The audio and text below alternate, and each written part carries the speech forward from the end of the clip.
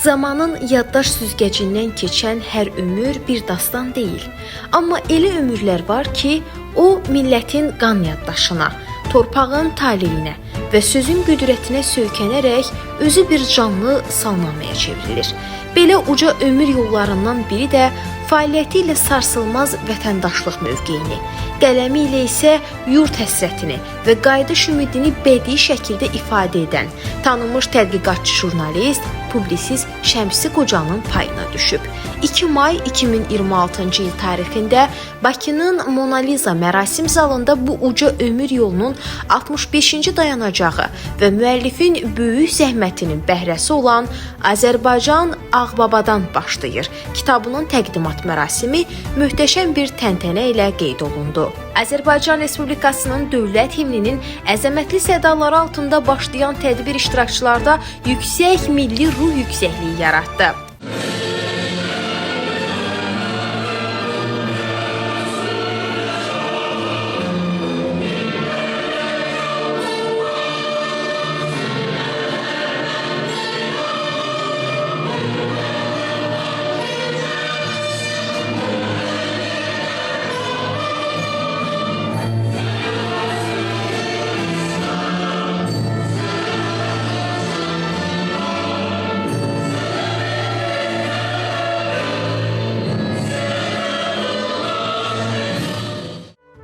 Məclis ulu ruhun səsi olan ruhani saz havasının sədaları ilə öz işinə başladı.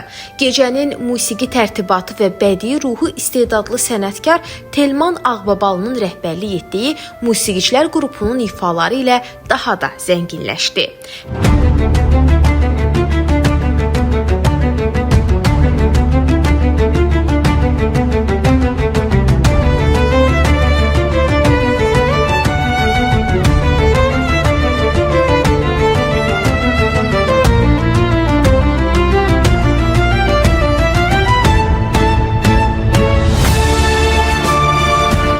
Hər bir musiqi nömrəsi məclisə Ağbaba yaylaqlarının havasını və milli musiqimizin əzəmətini bəxş etdi.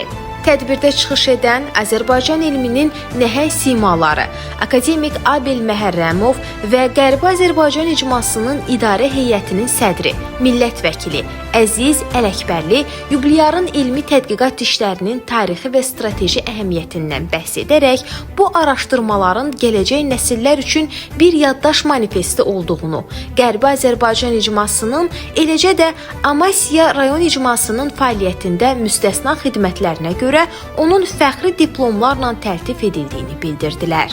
Çıxışında qətiyyətli bir inamla danışan Əziz Ələkbərli xüsusi olaraq vurğuladı ki, Ustad şairin 70 illik yubileyi mütləq doğma Amasyada, ruhumuzun qibləgahı olan İlanlı kəndində qeyd ediləcəkdir. Bu müqəddəs qayıdış müjdəsi məclis iştirakçıları tərəfindən sürəkli alqışlarla qarşılandı. Professor Misir Mərdanov və Professor Əvəz Ələkbərov yubilyarın dövlətçilik və elm yolundakı sarsılmaz mövqeyini, sadiq dostluq məziyyətlərini yüksək qiymətləndirdilər. Məclisdə Şəmsi Qocanın 42 illik fədakar pedaqoji fəaliyyəti də diqqətdən kənarda qalmadı. Hüquq elmlər doktoru Professor Məhəmməd İmanlı, tanınmış təhsil ekspertləri İlham Əhmədov və Elşən Qafarlı öz çıxışlarında Şəmsi Qocanı işıqlı bir pedaqoq kimi xarakterizə etdilər. Məclisin mənəvi yükünü artıran çıxışlardan biri də Tənzilə xanım Rüstəmxanlıya məxsus oldu. O, Şəmsi Qocanın milli mübarizə əzmindən və bütöv Azərbaycan ideallarına xidmətindən böyük rəğbətlə danışdı. Jurnalist həmkarı, tanınmış mətbuat fədaisi Telli Pənah qızı isə yubilyarın kəsərli qələmi haqqında öz ürək sözlərini ifadə etdi.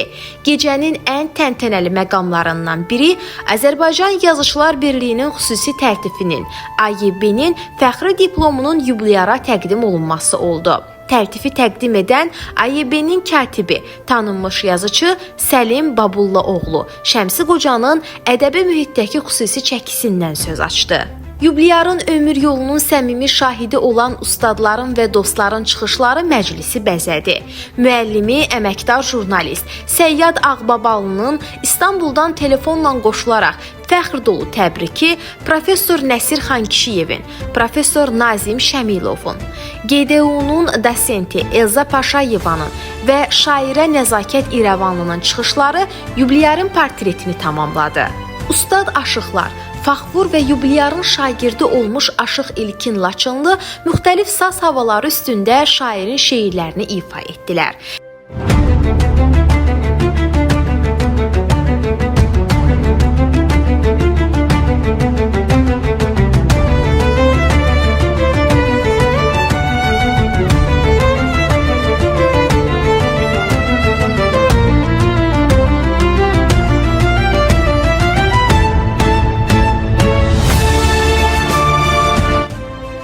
Qələm dostları Zöhrə Qaraqızı, Rüxsarə Adil, Nailə Nübar və Dədə Sultan öz ithaf şeirləri ilə gecəni poetik zirvəyə daşıdılar. Amasya.az media qrupun əməkdaşları Məsud, Elmar və Səbuhi, eləcə də Amasyalı gənclər bu tarixi günü əbədiləşdirilməsi üçün böyük fədakarlıq göstərdilər. Tədbirin ən ruhlandırıcı anı isə ustadın rəhbərliyi ilə ifa olunan, birliyin rəmzi sayılan Ağbaba yallısı oldu.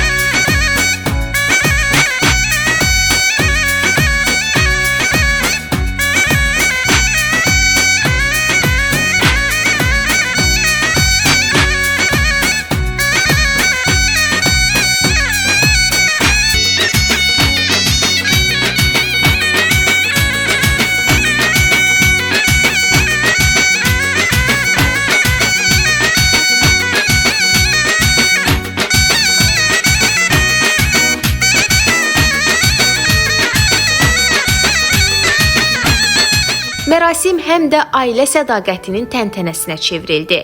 Şəmsi müəllimin həyat yoldaşı Fəridə xanımla qurduğu 45 illik Səfa-i Vəfa bayramı hər kəsə örnək oldu. Övladları hakim Tural Qocayev, diplomat Aygün xanım Qocayevanın təbrikləri qürurla qarşılandı. Nəvələri Nilufər, Leyla, Said və Cavidin babalarına ünvanladıkları səmimi arzular, xüsusilə balaca Nihadın öz dilində etdiyi hökümlü çıxışı məclisə xüsusi istilik qatdı. Sonda çıxış edən Şəmsi Qoca bütün iştirakçılara öz dərin minnətdarlığını bildirdi.